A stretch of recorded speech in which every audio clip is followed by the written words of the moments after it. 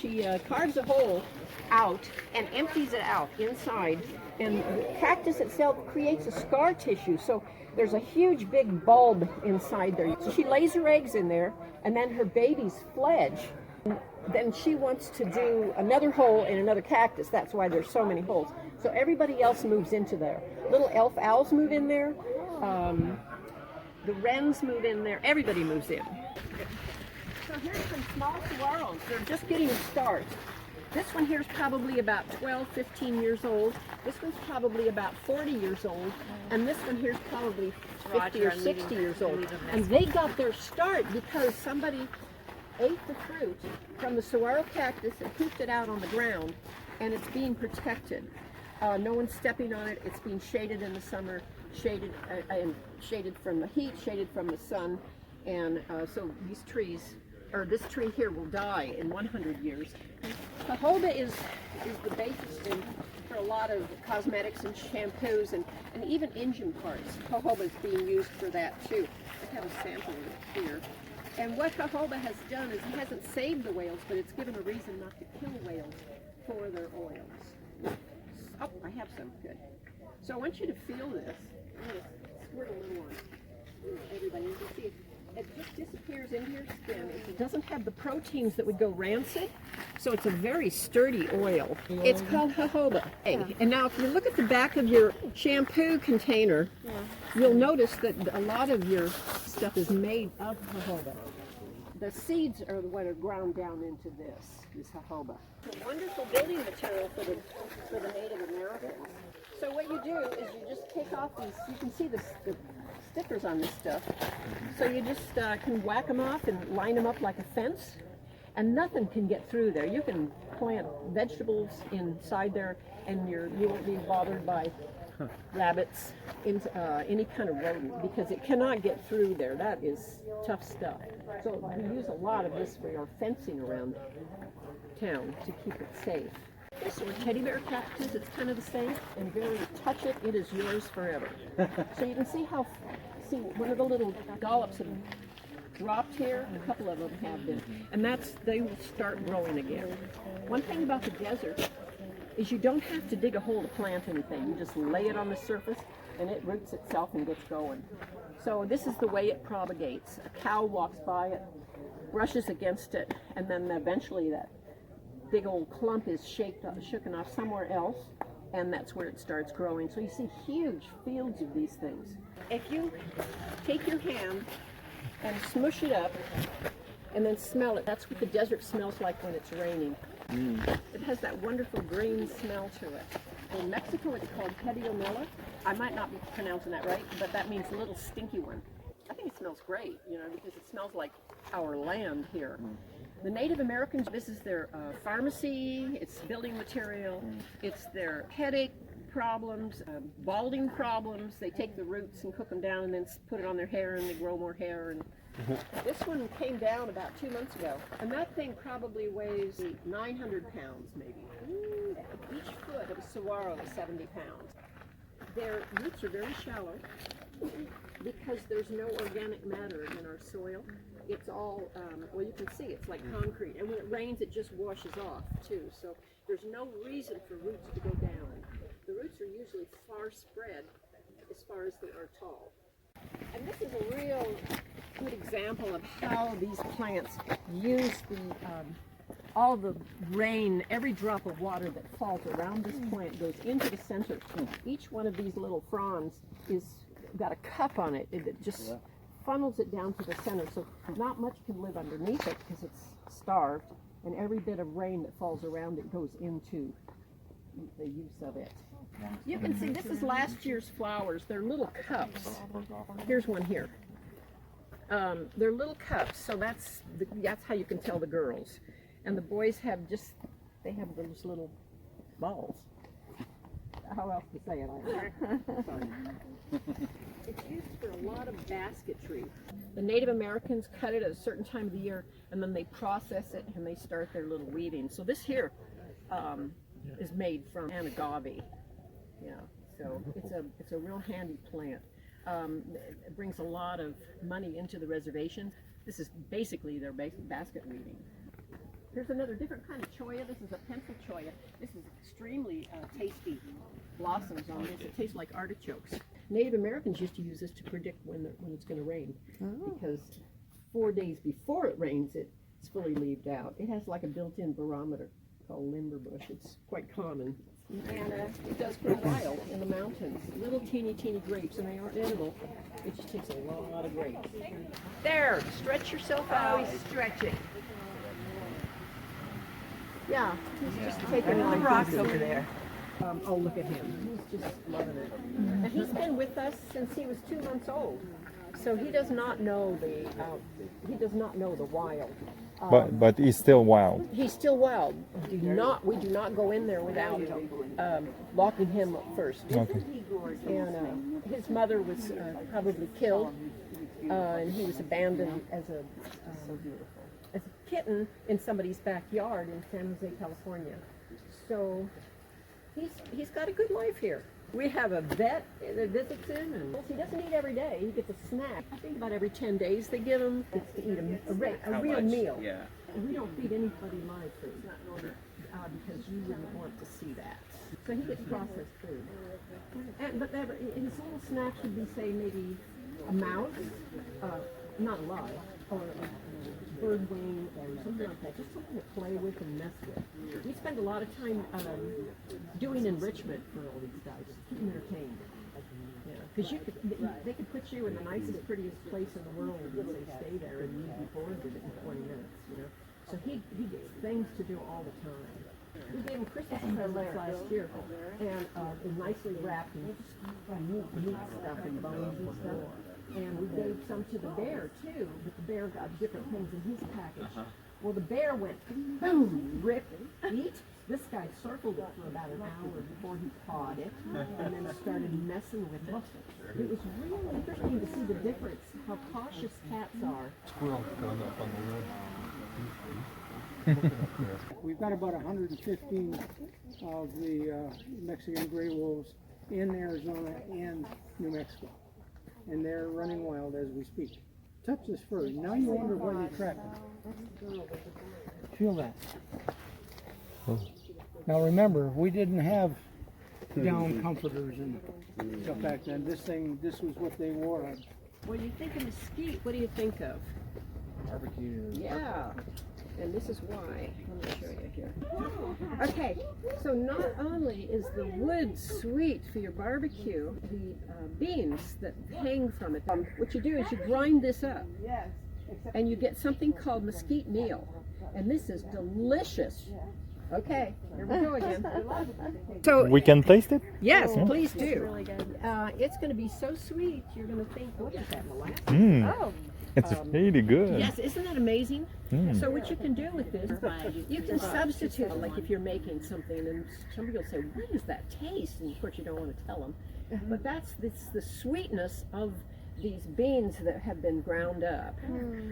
It's called meal. If it's flour, somebody has taken the time to just take the seeds out and grind those up. But this stuff, you can buy it here in town at some of the seed markets and stuff in Native Seed Search place. And it's really an interesting flavor. Native Americans use this for a lot of different things. And how do you call it? It's mesquite meal. Mesquite meal. For a little plug here, as you're heading back towards town, on the right-hand side is a Coyote Paws restaurant. They make mesquite pancakes. Are they good? What is it? It's called a federin, or Mormon tea. So I guess what it does is if you eat it or drink it, it gives you a wahoo feeling. It's the precursor to pine trees. So millions of years ago, before pine trees, this thing was here, and that was the beginning of pine trees. Each one of these little bulbs opens up, it has a little cotton ball in there. It would take an awful lot to make a shirt. The Native Americans took this and cultivated it to the cotton that we have now. So it's really a pretty plant. You have to all come back in March. These are all rescued birds. There's a turkey vulture, probably has a foot problem. They're unable to fly, or they are unable to care it for themselves. They're either missing an eye, a foot, a wing is broken, something has gone wrong, and that's why they're here. They're rescued birds.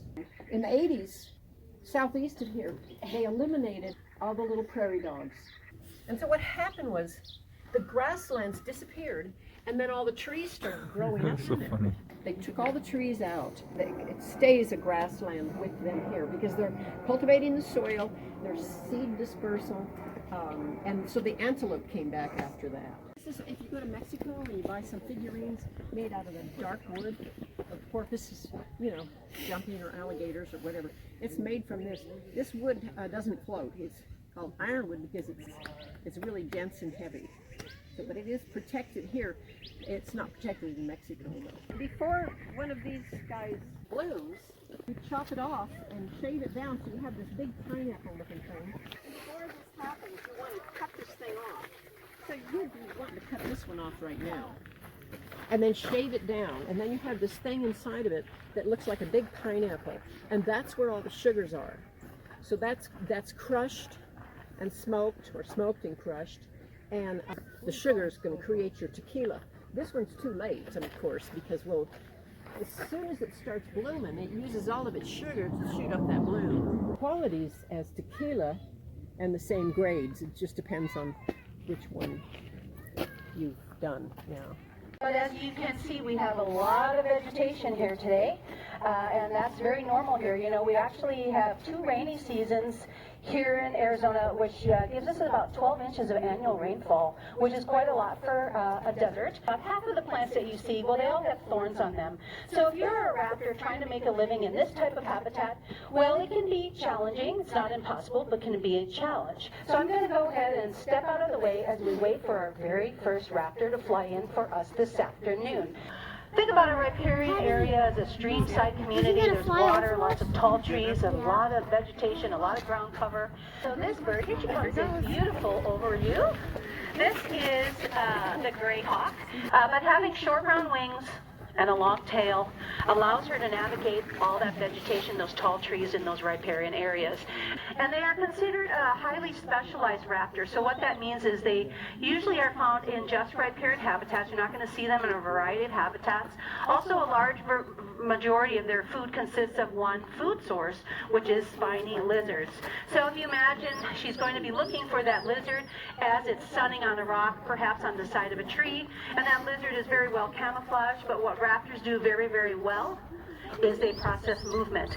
So all that lizard has to do is move its tail, maybe breathe in or out, move its head a little bit. She'll see that. And as she's darting through that vegetation, pulling in those wings, using that long tail as her rudder, darting through that vegetation, she's got her eye on all the vegetation, looking for that movement. She sees that movement of that lizard. She captures it with her talons, of course, and then she has a meal. But now these gray hawks, they have a bit of a conservation success story in the fact that about 30 or 40 years ago, so we noticed that the numbers of gray hawks that were found in southern Arizona in those riparian areas, well, they were dropping. There was only a few pair that were here nesting successfully.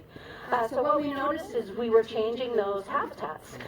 We were introducing non-native animals such as cattle. We also rerouted the water for our own use. That means the prey, those lizards that they need to survive, well, they couldn't make a living there. So these gray hawks weren't able to raise young. And we now are seeing an increase, and actually the gray hawks are doing quite well. There's probably maybe 100 or so, and they actually seem to be moving up. Now these Harris hawks are found right here in southern Arizona, and they've actually been in Arizona for a long, long time, but they're relatively new to the Sonoran Desert. Movement of that tail, that's the way they turn.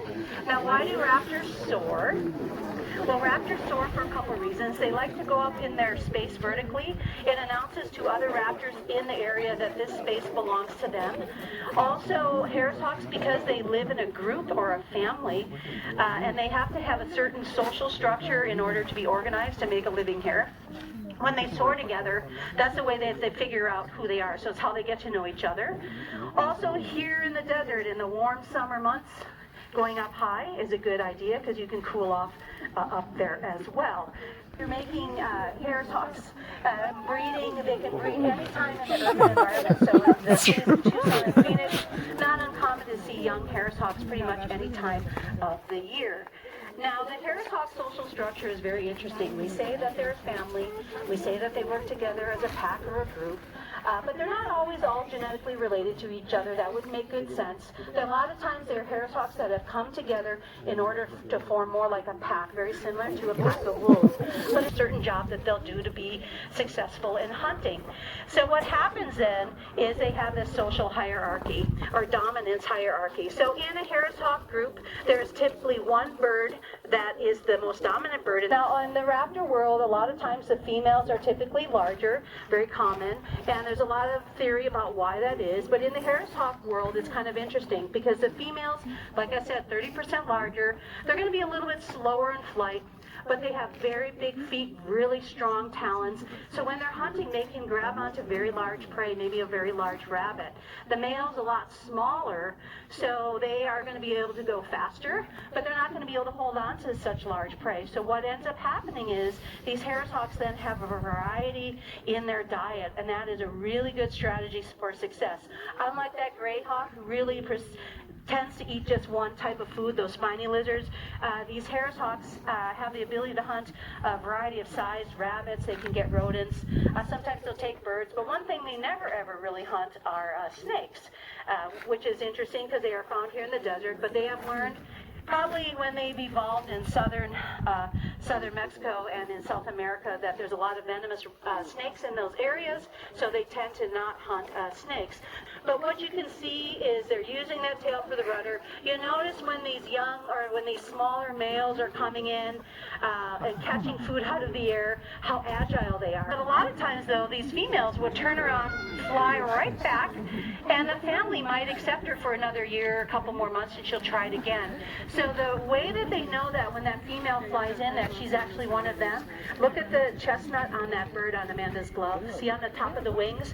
Well, each bird is different. It doesn't look different to all of us. They also call these ribs the skeleton of the cactus, providing the structure, and you can see one right here. There is what's left after the cactus dies.